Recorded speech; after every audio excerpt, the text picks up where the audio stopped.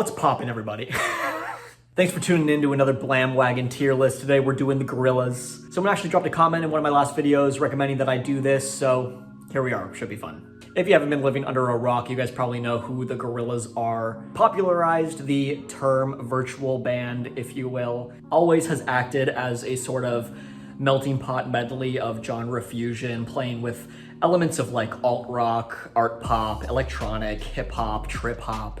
Drop some bangers. Drop some absolute heaters like Clint Eastwood, Feel Good Inc., and the works. As always, if you like what you're seeing, give me a like, give me a comment, subscribe if you want to see more content just like this. And without further ado, this is the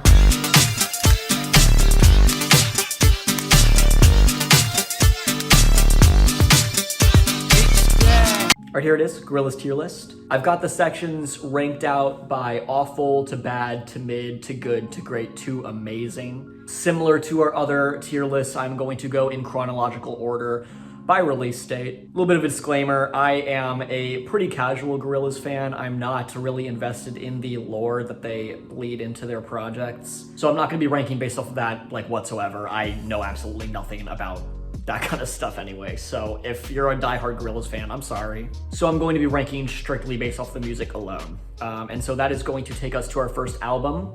I ain't happy, I'm feeling glad I got sunshine in a bag. I'm useless, but not for long, the future is coming on. Self-titled. You know, I actually listened to this from front to back for the first time a couple of days ago, and I was surprised to see how heavily this record delves into the alt-rock aesthetic, with the majority of tracks showcasing some gritty riffs, some dark atmospheres, and some grimy production. And speaking of production, it's pretty incredible here. It's pretty great. Tracks like Clint Eastwood and 19-2000 really do sound like they've been pulled straight out of a cartoon. I think that the record's weakest point is just how unfocused and aimless some of the content here feels, especially towards the middle with some pretty derivative instrumental tracks that don't really work for me. It's consistently quality, but very sparsely does anything to blow me away like some of their other projects have. Definitely comes off as like a jumping point for the band, one in which they are able to showcase a variety of ideas and pull off quite a few successfully, but this kind of feels a little bit more like the framework for what they'd become later down the road. Still a pretty good record though. I'm gonna land it firmly in the good category. Laughing gas, these hazmats, fast cats, lining them up like ass crack. Ladies, ponies at the track, it's my chocolate attack. All right, next we've got Demon Days.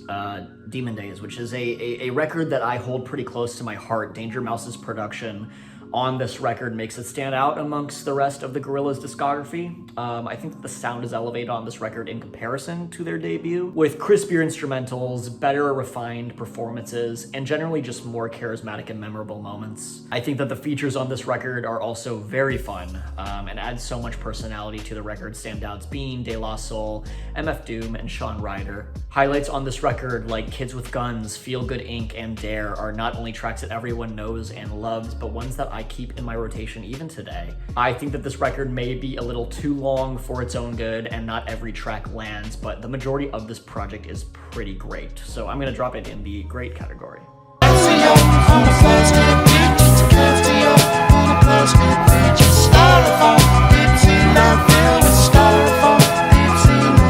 And that brings us to Plastic Beach. Funny little side note, Plastic Beach was actually the first record that I ever owned. So I have a soft spot for it for sure, but it's also just an amazing record. So weird and ambitious, and listening to the whole project through from front to back put such a big smile on my face. This record is so genre bending, so flexible. It encompasses pop, hip hop, electronica, and like a little bit of funk too. The steel drums, the luscious guitars, and the silky smooth synths make this record an incredibly sweet listen.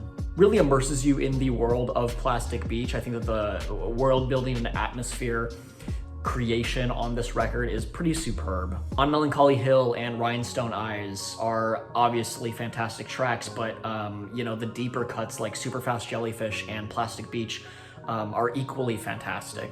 I think that some of the experimentation on this record falls a little bit flat, specifically on tracks like Glitter Freeze and Sweepstakes. But, you know, this record kind of has everything that you would want in a Gorillaz record, with some killer features and just a lot of variety. So fun, so weird, so groovy that you can't just help but bop to it, have a great time while listening to the whole thing. And I'm gonna put it in the amazing category. Well deserved.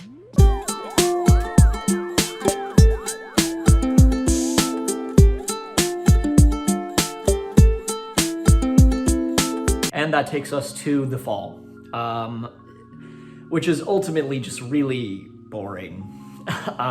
There's a lot of incredibly derivative, uninspired, and one-dimensional electronic music to be found on this thing, with just very little to offer. This record was entirely produced on an iPad during tour for Plastic Beach, and honestly, like, it kind of shows. I admire Gorillaz for trying something different with their sound, but unfortunately this just isn't really what I've come to expect from the group. This could have been an experimental switch up in sound, but ultimately I think that it just kind of falls very flat and becomes unrecognizable and indistinguishable the further into the track list you get.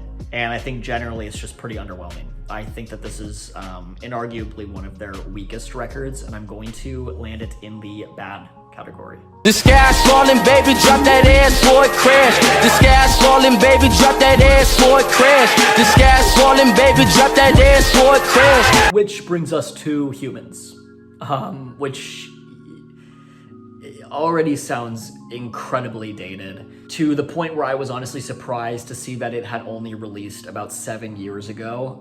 It sounds way older than it is. I think compared to some of their earlier work, the production on Humanz just leaves something to be desired. It lacks personality and charisma that Demon Days and Plastic Beach offered. It feels too safe, but simultaneously feels a little bit too exclusionary and abrasive, ultimately alienating both their pre-established audience as well as new ones. I'm not a fan of the interludes, but like, there's not really any point in kicking a dead horse. I think that there are some high points on this record, admittedly, that do its best to make up for the album's shortcomings, but the slogs on this track list make a re-listen pretty unappetizing.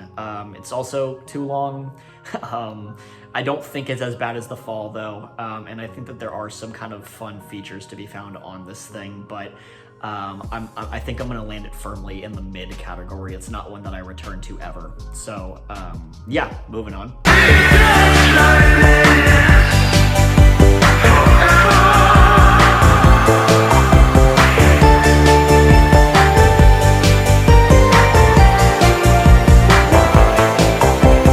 Next we got the Now, which is an interesting one. I think that it's surprisingly a good time, and perhaps a little underrated. I think, you know, after two back-to-back pretty mid records in The Fall and in Humanz, the Now is a little bit of a breath of fresh air, coming through with some pretty entrancing psychedelic and dreamy synth pop. Feels much shorter and sweeter in comparison, wasting no time with any tracks that could halt any of the momentum that the record upholds. I don't think it holds a candle to the likes of their earlier work, and it feels much more devoid of personality that those original albums provided. But if you distract yourself from the fact that this band made Plastic Beach 8 years prior, it's a pretty solid, albeit uneventful listen. Got a pretty sick Snoop feature, and I think this thing starts really strong with Humility and with Trans, and I quite enjoy the track Magic City as well. I know that people are pretty lukewarm on this project in general, but I like it enough to drop it into the lower echelon of the good category.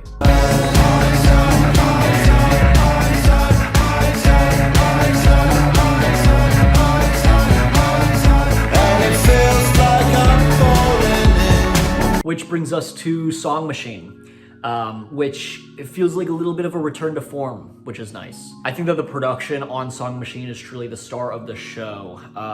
You know, Gorillaz has absolutely coined a very distinct and specific sound that absolutely carries over from track to track throughout the duration of the album. Song Machine is far more mellow than some of their previous work, with tracks featuring luscious piano melodies and beautiful otherworldly synths. I think that the album's pacing is pretty fantastic overall, resulting in the record feeling like a little bit of a roller coaster of the low, soft ballad-like tracks, accompanied by some high, big energy, and more fun tracks. I think that the features here are wonderful too, each bringing their own unique style and sound while not really dominating the track and taking away from the Gorillaz charm. The standout tracks on the album for me are the angelic and beautiful The Lost Chord, the high-energy verse from Schoolboy Q on Pac-Man, and the nostalgic 80s-inspired Aries. And while I didn't find at the time Song Machine to be one of their defining projects, I do think in the context of the rest of their discography,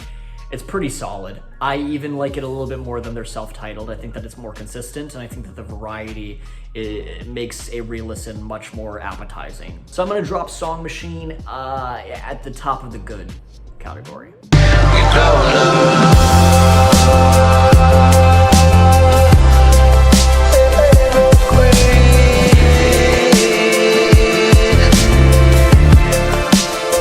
Which brings us to Gorillaz' latest effort, Cracker Island. It's inoffensive, sparsely goofy, and occasionally unengaging. For the most part, I think that it's a fine addition to the Gorillaz catalog and offers some good moments.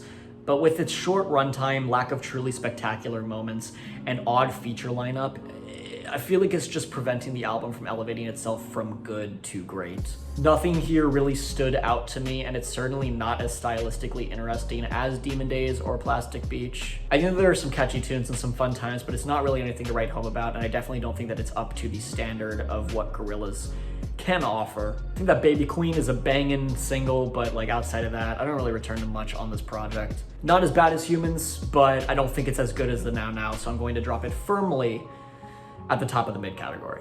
And that's it. That is our Gorillaz tier list. That's every Gorillaz record, ranked from best to worst. Let me know if you agree in the comments below. Feel like I did an okay job? Let me know if I didn't. I guess. I'm excited to see what they do from here on out. They for sure got one of the most interesting catalogs in modern music today. So we'll see what happens. If you like what you saw, give me a like, give me a comment, subscribe if you want to see more content like this.